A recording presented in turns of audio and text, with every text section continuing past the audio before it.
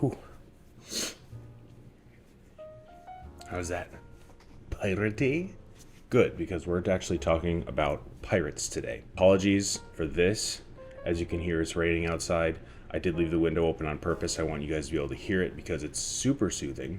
And I literally chose the 15-minute period, not even 15 minutes, 5-minute period that it started raining to go and get my package that I got today,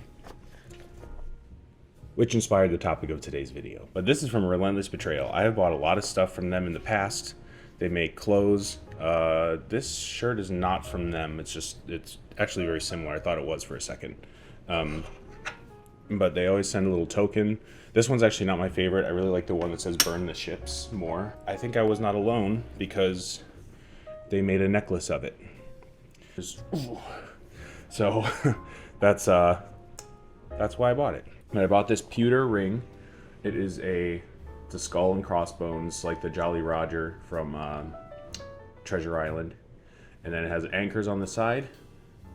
It's pretty heavy. But it got me thinking, Disney is discussing rebooting Pirates of the Caribbean, which on all accounts is a terrible idea.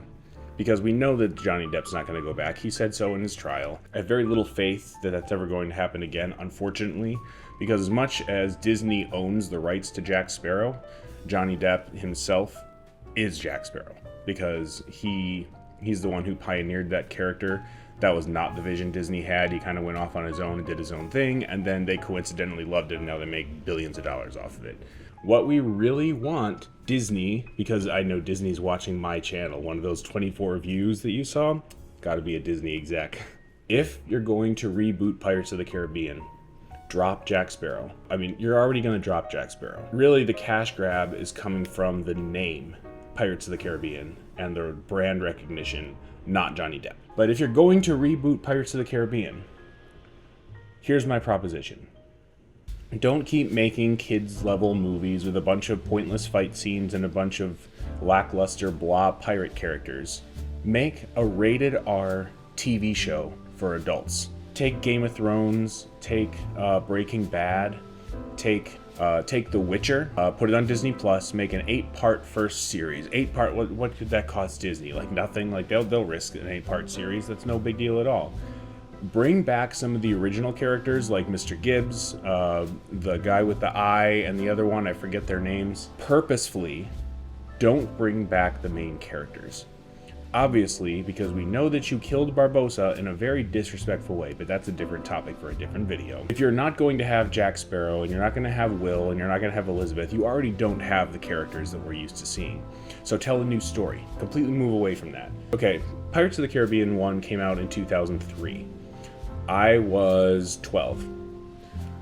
So I actually wasn't even allowed to watch it at the beginning. The fans of Pirates of the Caribbean aren't necessarily kids right now. You need to do the Toy Story thing. Toy Story and Harry Potter aged with their audience.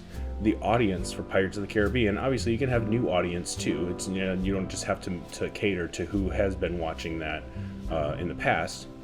But the audience for Pirates of the Caribbean has moved and grown older. So maybe focus it on, I don't know, pick another, if you want to do a woman, you can do a woman. Like I hear that Disney wanted to do that anyway with Margot Robbie. There are female pirates you can make stories about. Like, tell me a pirate story from history and then add fantasy into it.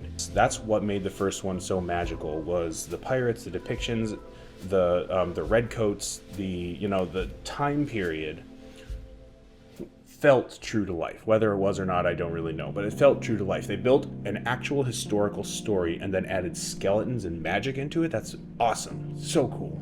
We need to do that again. Just off the top of my head, I know in the last movie that staff was found that broke all curses, like, that easy get out of jail free card like Game of Thrones. Now, see, it breaks all current curses, not all future curses. Maybe go 50 years in the future. Well, I guess that wouldn't make sense. Maybe go a couple years in the future. Again, this doesn't have to be an actual historical timeline. Pirates only lasted like 5 or 6 years, I think, in reality, so it really can't be realistic at that point, but just at least some point in the future after that. Maybe 5 years later, I don't know. Do the Star Wars thing. Use the exact same formula as Pirates of the Caribbean. Don't carbon copy. Jack Sparrow, but give me other new, interesting characters to be invested in. Take Black Sails, add some Disney into it, and add some Game of Thrones into it, and an actually intriguing storyline. And I guarantee you would make so much money off of that. If I were you, that's what I would try. I am not a multi-billion-dollar company. Unfortunately, I only have like $20. That's what we would love to see. And I'm sure a lot of people would, especially with Lord of the Rings, that TV show coming out soon, and with all these other, fantasy, history sort of vibe TV shows coming out, House of the Dragon. That's definitely something that I think you should consider. I want to see something really cool and Pirates related with a good director who knows how to tell a story. The story easily is the most important. It's what made Avengers so good. It's what made the original Pirates of the Caribbean so good. It's what made Lord of the Rings so good, and why Peter Jackson was a success, because he understood the story that Tolkien was trying to tell, and he did it right. He was true, and he held true to it, and he loved it. You could tell there's passion behind that story.